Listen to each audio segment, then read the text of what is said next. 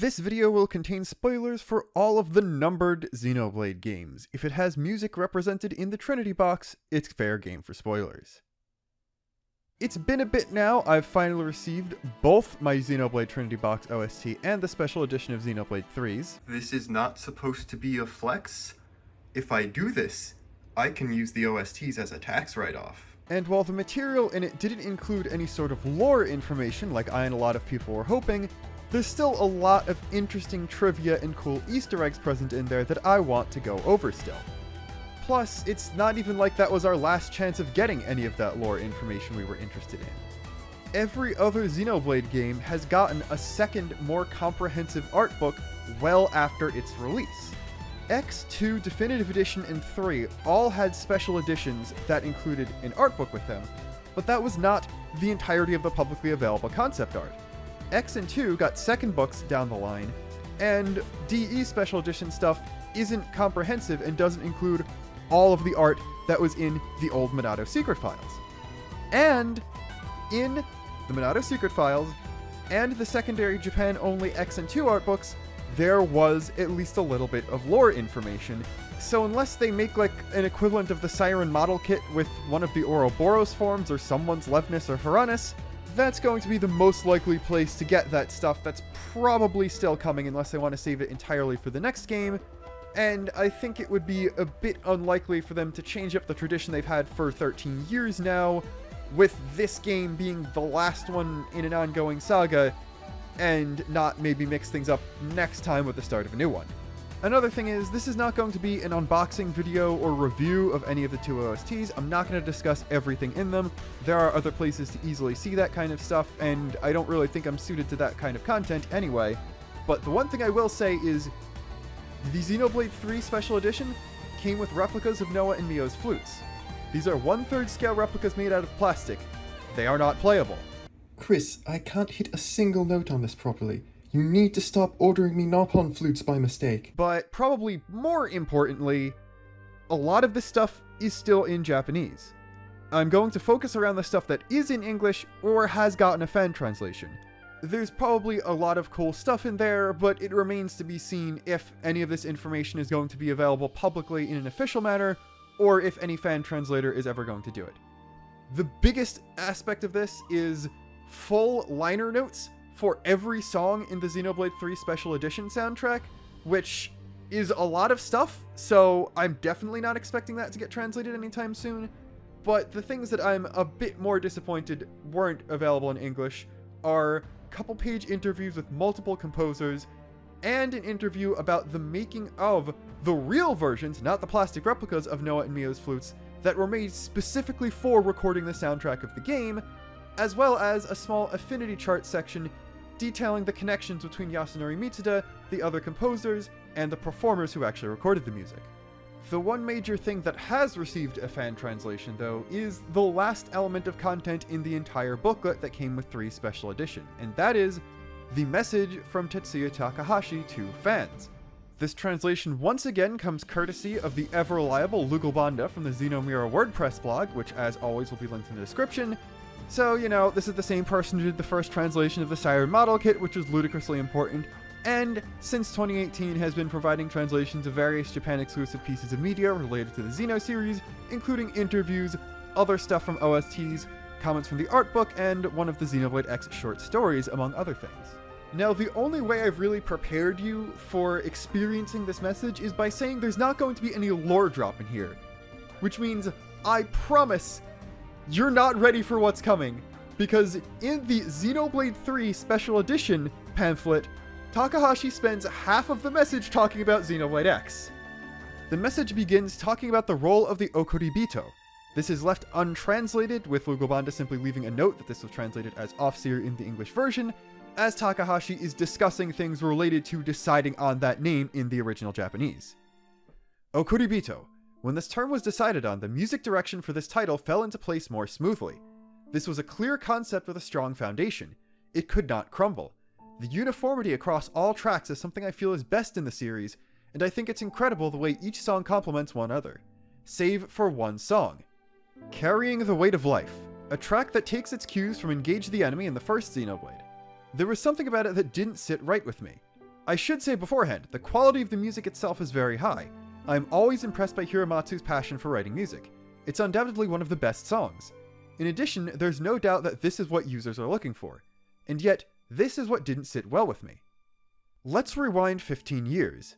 At the time, in Japanese TV dramas, there is a popular trend of playing striking music at the closing of a chapter. Within that type of music, Sawano Hiroyuki's music was especially powerful, and I particularly liked his music in Iryu and Devil. I think it was around 2006 to 2008. Just as an aside, Xenosaga 3 released in August 2006 in Japan and Xenoblade 1 in June 2010, so this was during the wrap-up for Xenosaga 3 and possibly pre-production on the first Xenoblade. I wanted to incorporate that kind of powerfulness into a video game, and when I ordered music for Xenoblade, I presented his music as a sample for the kind of direction I was looking for. Later, when Sawano and I got to work together for Xenoblade X, I told him that story, and he said, I had no idea, and I suppose it all made sense. I remember him laughing and talking about that. And so that attempt was a great success, and Engage the Enemy became one of the iconic songs of Xenoblade. On the other hand, this music also represented my trend and goal. Utilizing that style to this day, that didn't sit well with me, honestly, since the days of Xenoblade 2. Within Japan and overseas, this kind of style is rarely used in drama scenes anymore, and the mainstream style is to play ambient style music that doesn't unnecessarily arouse the viewer's emotions, putting an emphasis on the actor's acting and building around that. I'm not trying to say that it's outdated at all, it's just that my tastes and goals have changed from before. But this was quite a conundrum. A video game is a way of challenging yourself, a way to reveal your work, but on the other hand, it's also a way to service, translators note as in fan service, users.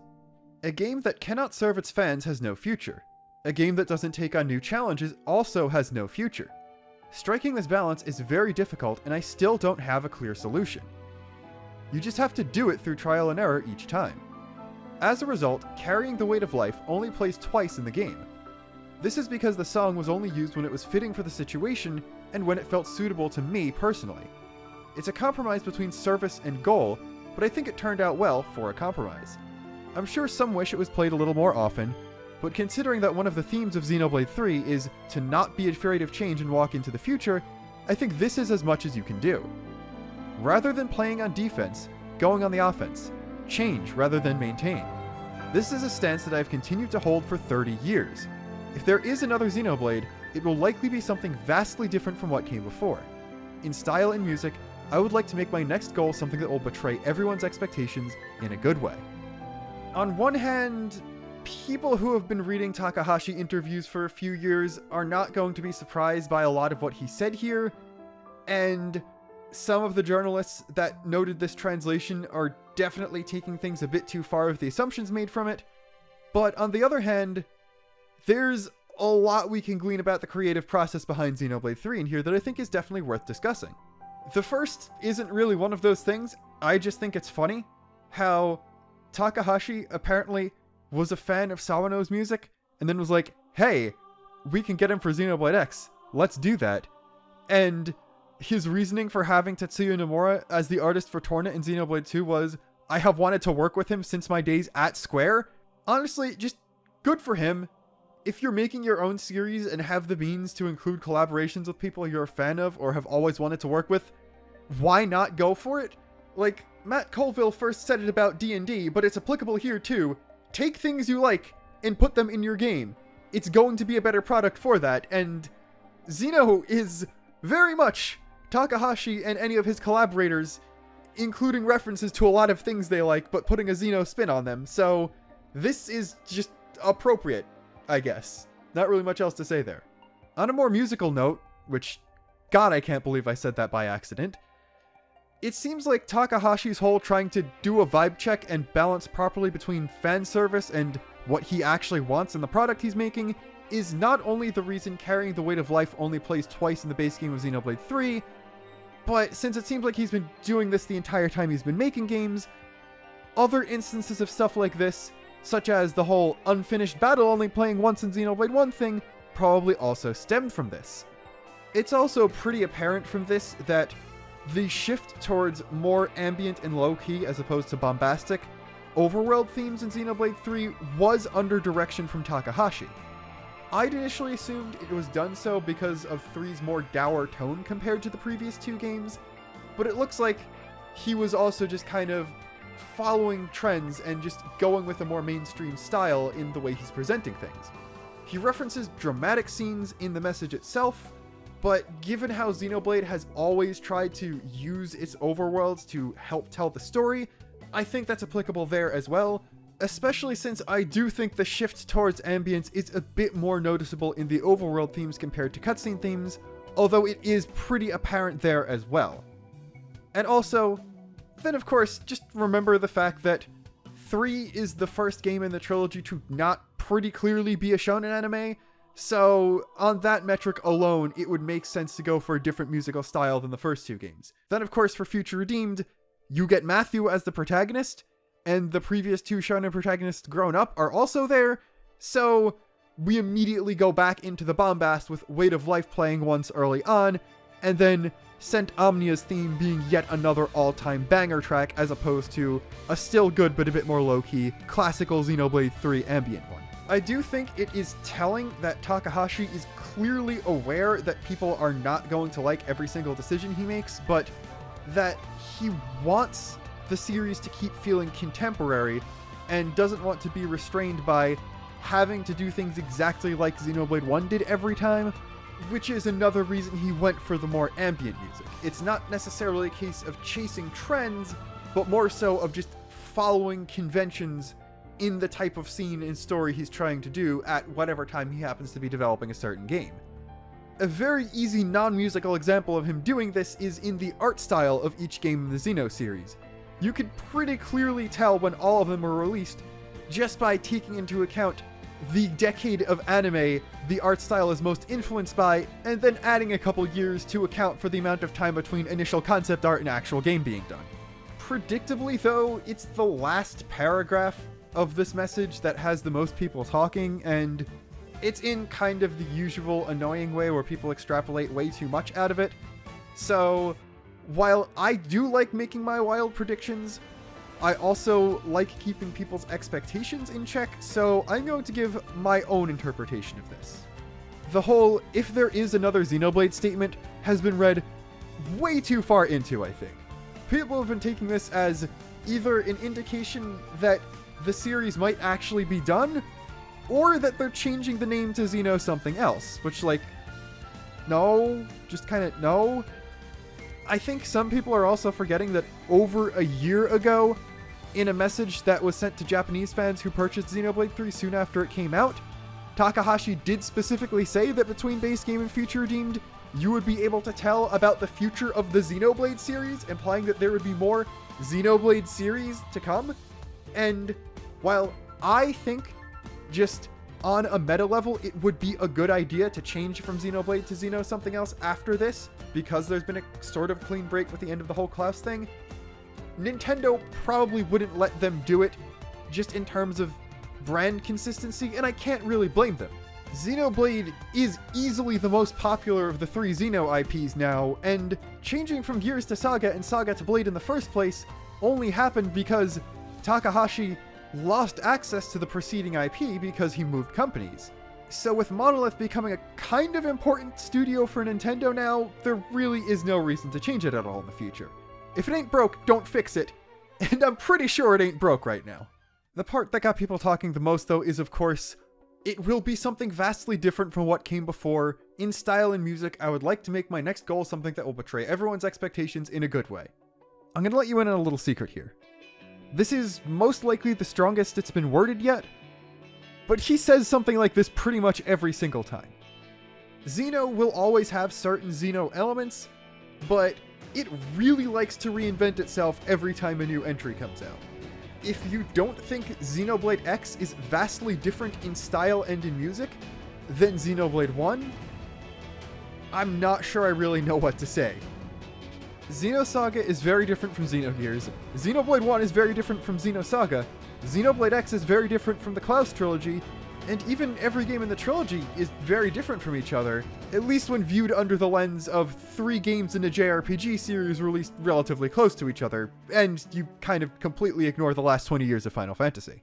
Basically, ever since 3 was first revealed, The narrative was that this is a stopping point. This is the end of the story that started with Klaus's experiment. The next thing was always going to be substantially different, even if it wasn't Takahashi at the helm. And because it is Takahashi, you can go back through other things Lugobond has translated and see him say things like how he tends to get bored by doing the same thing too much in a row, but how he thinks he's most suited to making RPG games even if he does want to try and do other things sometimes. So, it's going to be an RPG called Xenoblade.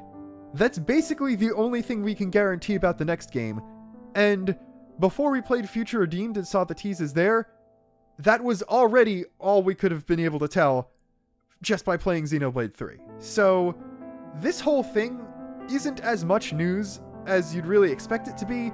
It's honestly mostly just reassuring knowing that Takahashi still has enough fresh ideas to be confident in saying that the next thing he does is going to be different. He does say in the message that he's been doing this for 30 years, and he is getting older. I'm not deluded in thinking that he's never going to retire, but from the sound of it, it seems like he has at least another banger in him, and you know I can't wait to see what it's going to be. We're gonna get to see a Monolith game on the Switch too! They're going to break the barrier of 900p and maybe at least hit full HD sometime. It's gonna be fantastic. Fun fact, the Baten Kaitos remasters are actually the first Monolith Soft game to run in 1080p. That's not a music fact, that's just a weird fact. New hardware soon, please. We got two more things to talk about before moving over to the Trinity Box full-time. The first is the interlink page. This is actually partially translated. The description isn't there, but there are English titles for all of the songs that are present in it. This double-page spread basically takes every song in Xenoblade 3 that reuses a leitmotif from 1, 2, or both, and explains specifically what those songs are. Most of these are extremely obvious.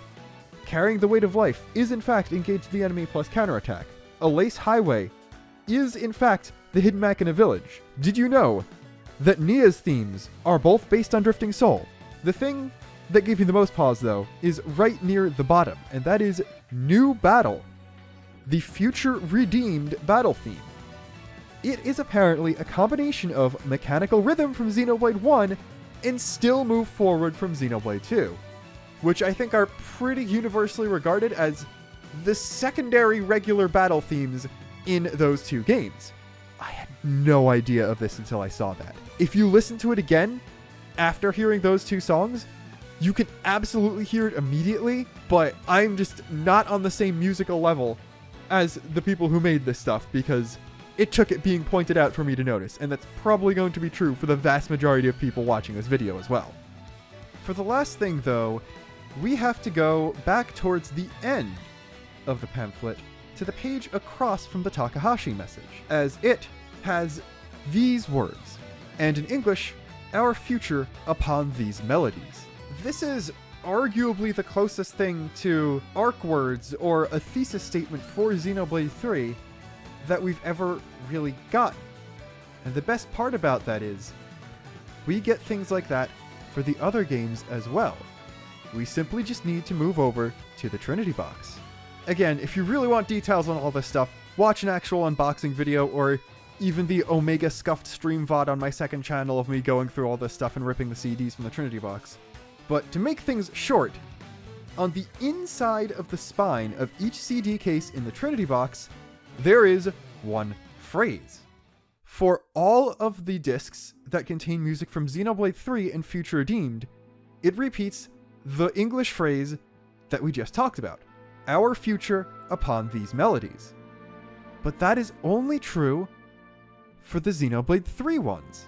For the Xenoblade 1 and Future Connected discs, it instead says, guiding our memories into eternity. And the Xenoblade 2 discs say, our memories will never fade away. Which, in one sense, you can just take all of these three phrases together, and you could get something very poignant and relevant to specifically Xenoblade 3, or the grand themes of the series as a whole.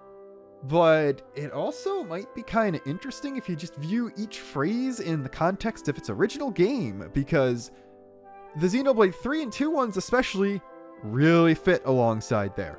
I do, of course, have to caution you that these are the OSTs.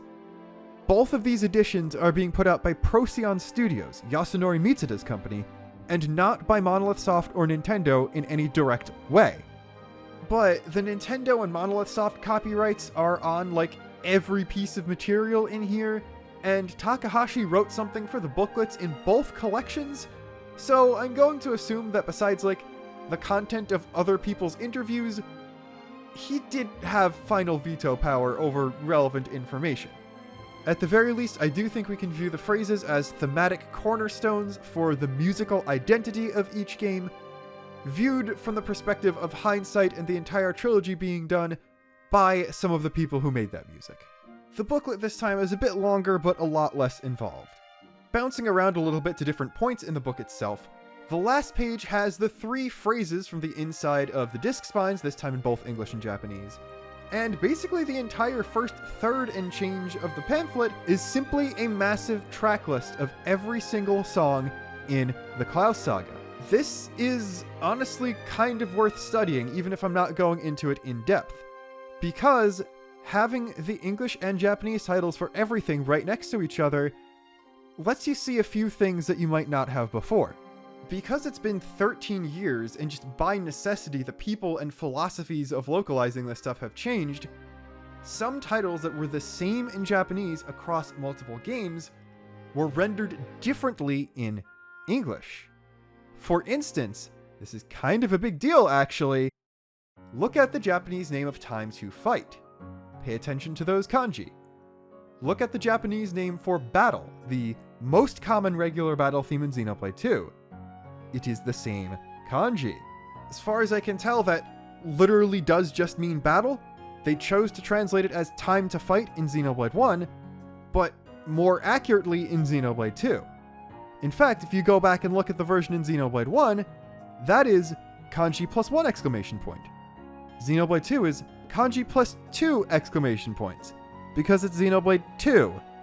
And while that isn't held up in the base game of Xenoblade 3, what's the name of Future Redeem's battle theme? It's only in English, so there is no Japanese translation, but it's called New Battle with 3 exclamation points. As another example, the song from Xenoblade 1 that you may know better as Daily Life has been rendered as Everyday Life here. And there is a song in Xenoblade 3 called Everyday Life, spelled the exact same in both languages. Last example I'm going to give is the song Gramps in Xenoblade 2, which is the Fonset Village theme. This is not called Gramps in Japanese. The kanji in its title translate roughly to hometown, and if you look at the Colony 9 town theme, called Hometown, it is in fact spelled the exact same in Japanese. So, Shulk and Rex's hometowns were supposed to have themes with the exact same title.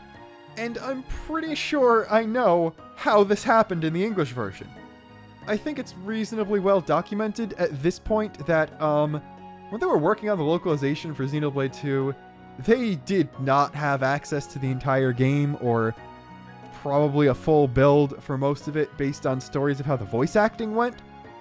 Which means that instead of being handed just a full list of Japanese track titles and being told, hey, translate these, they may have had to use debug tools to go and find where each track plays, then note it down and give it a title based off of that. And, well, while that song called Hometown in Japanese does play in Fonset Village, there is one place you can get it to play even earlier than that. If you didn't know, a debug button combination to just let yourself die anywhere still exists in the game and wasn't discovered until a couple of years after release. If you do that and die in the first tutorial Crustip fight, which you are not supposed to lose, you respawn on Gramps' back, technically as an overworld area. And this song will play. So I'm guessing that either due to lack of full Japanese track titles, or as a placeholder, they simply found that this song plays when treating Gramps' back as an overworld area, jotted down Gramps because that is the location it plays, and never realized the difference because of the amount of the game they actually had access to at the time they were naming it. The last thing I want to talk about is the sweet of messages, because the Trinity Box booklet also has a few messages from most but not all of the composers that work on the series, and then again from Takahashi himself. These have actually been translated and are presented in both Japanese and English in the booklet, so I'm just going to skim for interesting details in the English ones. Tomori Kudo of Ace discusses being regarded as a Xenoblade composer and gaining recognition because of that, as well as having grown alongside the series and viewing getting to work on it as an opportunity. I'm willing to chalk this up to just how it comes across in translation, but a lot of his message seems to indicate that he may be done with the series, as he expresses his gratitude for being given the opportunity to take part in such a series, and would be thrilled if everyone enjoyed these musical pieces while remembering the various scenes in which they were used for many years to come. This doesn't, to me, suggest making more music for the series, but based on earlier comments, this was written in March 2023, so before Future Redeemed even released, and probably while whatever the next project is only in pre-production, and since the next project could be like an X thing or a Xenosaga thing and not specifically Xenoblade 4, he might not be needed for whatever the next specific game is, and as such, wouldn't have any idea that there would be more stuff. Although, I feel like if I'm honestly speaking, Ace, Hiramatsu, and Kyoto, those four combined, are the most quintessentially numbered Xenoblade-feeling composers to me overall, and losing even one of them for Xenoblade 4 would probably be to the massive detriment of my enjoyment of not just the music, but the entire vibe of the game, even if Takahashi would expect them to do something different than what they've done for the 3 previous games. Chico, the other member of Ace, discusses thinking that the project will go down in gaming history after being moved by Xenoblade 1's script and vision, and being honored to compose for it. Kudo mentions it as well, but I think Chico's take on a press start performance where they got to perform Xenoblade music live is more important, as this was about a month after she had given birth, and that very obviously left a massive impression on her. She also discusses her childhood dream to be like Mother Teresa, which is just nice and charming, and then, of course, thanks everyone for allowing her to be part of the production of all 3 games. Kenji Hiramatsu also talks about his growth throughout working on the series, feeling like the time between all 3 games really flew, and how each new game forced him to draw creativity from a new place. And also how he used up a lot of energy working on Xenoblade 3's OST, but being able to share the soundtrack with everyone grants him more strength. The last paragraph of his message I will read verbatim because people took this out of context too for some reason. Now that this series has reached one point of closure, it's time for a fresh start. I wonder what kind of sources of creativity I'll find in the future. I hope everyone's looking forward to it.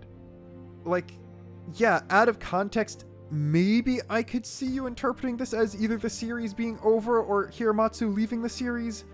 However, the series has reached one point of closure, implies that it's not done. This is also similar phrasing to how Takahashi described it a year ago, so not new information either. It's time for a fresh start simply echoes what Takahashi said in the other message about how the next thing will be different in vibes and music, and then he also says, I wonder what kind of sources of creativity I'll find in the future. When combined with his previous comments about needing to find a different source of creativity with each Xenoblade project, this implies that he wants to work on another Xenoblade game. Perhaps that he even expects to work on another Xenoblade game in the future. Which is kind of the opposite of how I've seen this statement discussed elsewhere online, and I'm kinda not a fan of that. But I would be a fan of Hiramatsu returning if the next game could make use of his talents. So, if he wants to come back, I say let him come back. Manami Kyoto discusses wanting to become a composer as a child, but making her debut as a singer before being given the opportunity to write music for the Xenoblade series. And then she just kind of laughs at herself because she thinks she caused people a lot of trouble with a lot of retakes when working at least on the first game. I would like to say one specific thing verbatim. Quote, by the time I started working on the 3rd entry, I feel I had come to understand what my role is in the Xenoblade Chronicles series. I always aim to create music that exists as a sort of atmosphere within the world created by the director and among the visuals. End quote. My first interpretation of this is also that she would like to return for another game in the future now that she's fully figured out her role among the composition team. And like with Hiramatsu, and like with both members of Ace, of course, I would love her to come back at some point as well. I can't speak for any of the other composers, but I have an inkling she may have actually influenced Mitsuda to some degree. If you have not yet played Sea of Stars, please play Sea of Stars, and then listen to the OST, because it's all great, but there are 10 tracks specifically composed by Mitsuda because he was a fan of the team's previous work, and this game is heavily inspired by Chrono Trigger. A few of his songs are very classic Mitsuda. A few of them I was very surprised weren't him, and then one of his boss themes in particular, I'll let you discover the one on your own when you do play it, because you will play it, sounds more like a Manami Kyoto Xenoblade boss theme than anything I've heard Mitsuda do before. So if we have someone who's capable of influencing one of the greats to that degree, I would definitely say keep her around, as long as you're not making X games, and even then, only if those X games are just more Sawano stuff.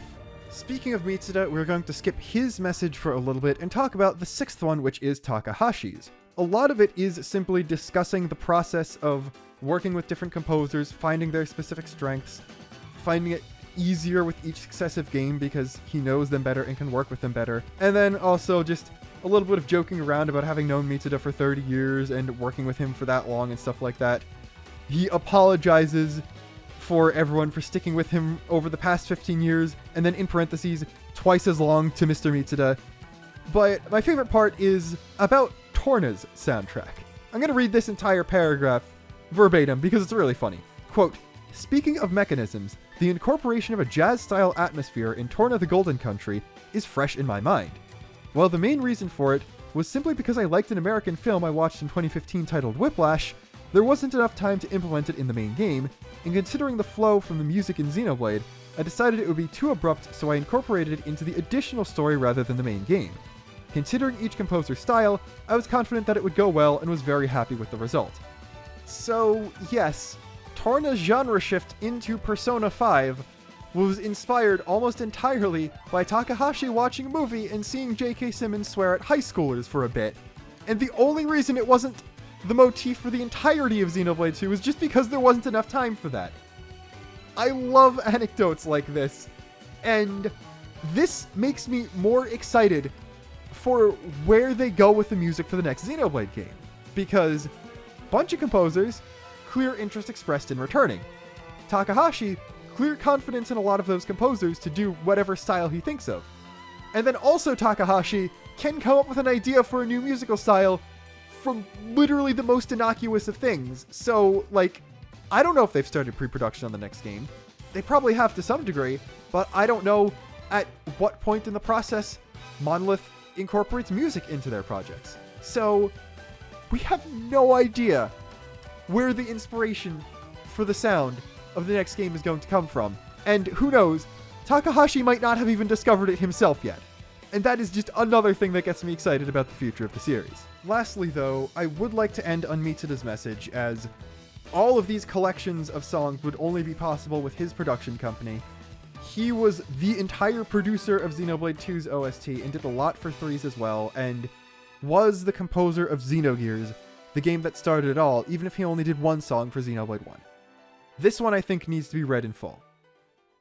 Having worked with Mr. Takahashi, the director of the series, on numerous projects over the years, starting with Xenogears released in 1998, then Xenosaga Episode 1, and then the Xenoblade series, he is what I would call a brother in arms and a good friend who fully understands my music. That said, when he contacted me saying, "I want you to work with us on Xenoblade," I declined. This is Xenoblade 1. I felt that the project didn't need me because its fascinating atmosphere and world were already complete. As my own rule, I never decide whether to participate based solely on how much honor or profit I can get.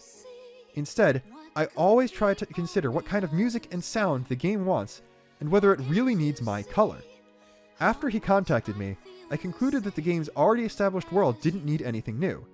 For that reason, I declined his offer many times. However, after Mr. Takahashi spoke to me in person and said Michan, his nickname, "This series only makes sense if we close Xenoblade with your music," I decided to accept his offer, though only the ending theme. I'm weak to heartfelt requests. After that, I participated in Xenoblade 2 and 3, and I found myself working with him for a very long time. Although the Xenoblade series has successfully reached one point of closure this year in 2023, to be honest, I'm still asking myself if there was a meaning in my participation. The answer shouldn't come from me. If fans have been happy throughout the series, I think participating was the right decision. I'd like to express my gratitude to all those who have enjoyed the Xenoblade series up until now. Thank you. This to me reads far more than any other as a farewell message. As in, he is the most likely person to be leaving the series after this game. He didn't think he was necessary for Xenoblade 1, let alone 2 and 3, so I'm going to guess that pattern's gonna hold, and he'll think the same thing when Takahashi starts asking him about Xenoblade 4. Let me be clear, he thinks that fans should be the ones to decide if his participation in the series was the right decision or not. It absolutely benefited from him being there. I'm incredibly glad that Mitsuda did music for all of these Xenoblade games, and especially that he was given a much bigger role than simply the ending theme for Xenoblade 2 and 3. I would love to hear him back, but he never thought his sound was necessary to fully realize the story and world of the Xenoblade series.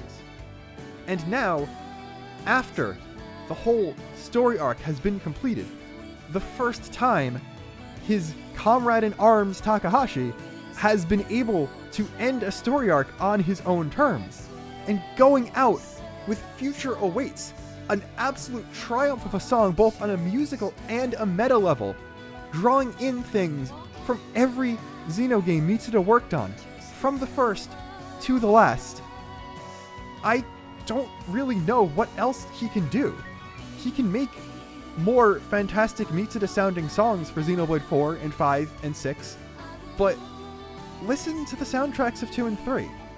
Like how one of Mitsuda's songs in Sea of Stars sounded a lot like one of Kyoto's from Xenoblade, a lot of the songs made by the other composers sound quintessentially Mitsuda. It seems like he's already passed on the essence, that certain color he can give to a Xenoblade OST, to the other composers. A bit after the Xenoblade 2 patch cycle ended, Xenogears, Xenosaga 1, Xenoblade X, and Xenoblade 2 guest character designer Kunihiko Tanaka released a statement saying that he is probably done doing art for the Xeno series, and while it's not really as conclusive as that was, I kind of view Mitsuda's statement here as something similar. He was there from the beginning, but now that the series has reached what so many people are calling a stopping point, not the end, never the end, but a reasonable place where someone who's been there from the beginning could just stop working on it, I guess. I don't really know a poetic way of saying that. I think it will be okay. He will obviously be missed. The next Xenoblade game not having a Mitsuda ending theme is going to feel like it's lacking something, but it's not like the series isn't in good hands. I struggle to talk about this while also discussing the general themes of Xenoblade as a series, because it feels like I'm projecting a lot of things onto people that are real people and not fictional characters, like the cast members of Xenoblade are, and also that I have never interacted with once beyond reading statements and interviews with them. So I don't really want to project too hard like that, but what was the whole point of Future Redeemed? The next generation has got this. You can pass it on, and things will be okay. It just seems like that kind of moment to me. And as both he and Takahashi have said, they've known each other for 30 years? Mitsuda has been making video game music for even longer than that, I think. That is a very long time. Now, I think Mitsuda is even younger than Takahashi is, and has given no indication ever of retiring anytime soon, so I'm not saying he's done making game music, period, but also Xenoblade OSTs are a whole bunch of work. They've been getting bigger every single time, and his role has been getting bigger in them every single time, and I could see wanting to stop before burning out on the next one that gets even larger and would give him even more responsibility. Now, Mitsuda potentially leaving the series or stepping back and only doing a few songs a game or something, that's fine, I can deal with that. But what is non-negotiable to me is Procyon Studios as a whole still having a role in at least the numbered Xenoblade series from now on. Procyon is more than just Mitsuda. Also, they handled the OST special editions infinitely better than every Nintendo branch besides Japan did, so I want them handling distribution for certain things. Yes, a bunch of products shipped badly, and a bunch were delayed by up to a month because of that, but everyone still got their thing. They replaced the bad stuff, and may have refunded things even, like, they made these to order. That's already far better than Nintendo did. But I also don't want to lose the talents of Mariam Abu Nasser. She started out arranging a lot of Mitsuda tracks on Xenoblade 2 while he did the production, and while a lot of her credits on 3 are also arrangements of Mitsuda composed songs, there are a few that she's credited as a co-composer alongside Mitsuda, and a lot of those are really good. Then you get to Future Redeemed, and she is listed as the sole composer and arranger of all 4 Black Mountain songs, so she seems to just be getting better and better. If we're talking about the whole passing the torch thing, let up-and-coming talent take the Mitsuda role on the next game. I don't really see any downsides to that. And not to mention, outside the people credited in the opening credits, there are also composer credits attributed to Yutaka Kunigo from Monolith Soft, so they do have some sort of in-house music team, and additional arrangements are credited to Akio Noguchi, Natsumi Kameoka, Takayuki Yoshimura, Ryutaro Yagi, and Ryo Fuji. So there's a lot of people working on this stuff now. I think it might be okay to let Mitsuda leave if he really thinks he's not needed for the next game.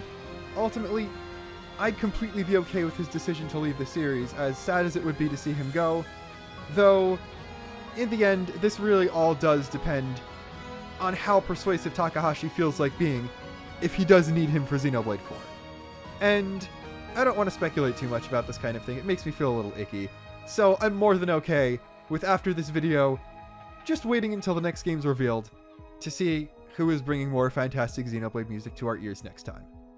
And until next time, next video of course, I might be slow, but not so slow that I won't upload until the next Xenoblade game comes out. This was Luxon, signing off.